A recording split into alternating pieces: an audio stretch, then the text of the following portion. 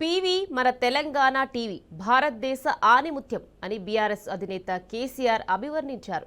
PV స్ఫూర్తితో ప్రజా సంక్షేమ పాలన కొనసాగించడమే వారికి మనం అర్పించే నివాళి అని పేర్కొన్నారు. మాజీ ప్రధాని పీవీ నరసింహారావు జయంతి సందర్భంగా ఆయన దేశ అభివృద్ధికి చేసిన కృషిని కేసీఆర్ స్మరించుకున్నారు. తెలంగాణ బిడ్డగా, పాలనా అధ్యక్షుడిగా, భారత ప్రధానిగా క్లిష్ట పరిస్థితుల్లో ఉన్న దేశ ఆర్థిక వ్యవస్థను గాడిన పెట్టి జాతీయ ఔన్నత్యాన్ని నిలబెట్టిన గొప్ప వ్యక్తి పీవీ అని బీఆర్ఎస్ అధినేత కేసీఆర్ ప్రశంసించారు.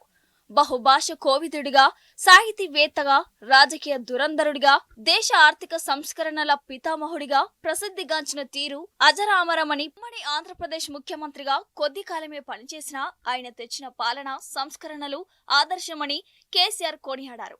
వారి కీర్తిని విశ్వవ్యాప్తం చేయాలనే తెలంగాణ ప్రజల ఆకాంక్షలను పరిగణలోనికి తీసుకుని పీవీని తెలంగాణ టీవీగా ప్రపంచానికి చాటిన ఘనత బీఆర్ఎస్ సర్కార్కే దక్కిందని తెలిపారు. పీవీ శత జయంత్యుత్సవాలను ఘనంగా జరుపుకోవడమే కాకుండా భవిష్యత్తు తరాలు ఆయన కృషిని గుర్తించుకుని స్ఫూర్తి పొందే విధంగా నెక్లెస్ రోడ్డుకు పీవీ మార్గ్గా నామకరణం చేశామని గుర్తు చేశారు. పీవీ 16 అడుగుల కాంస్య విగ్రహాన్ని నెలకొల్పామని, పీవీ జయంతి, వర్ధంతిని అధికారికంగా నిర్వహించాలని నిర్ణయించామని పేర్కొన్నారు.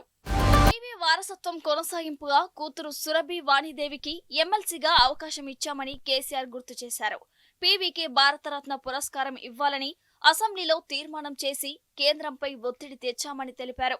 పీవీ కృషికి గుర్తింపుగా వంగర, లక్నపల్లిని పర్యాటక ప్రాంతాలుగా తీర్చిదిద్దడంతో పాటు వరంగల్, కరీంనగర్, వంగర, ఢిల్లీలోని తెలంగాణ భవన్లో పీవీ కాంస్య విగ్రహాల ఏర్పాటుకు చర్యలు తీసుకున్నామని వివరించారు.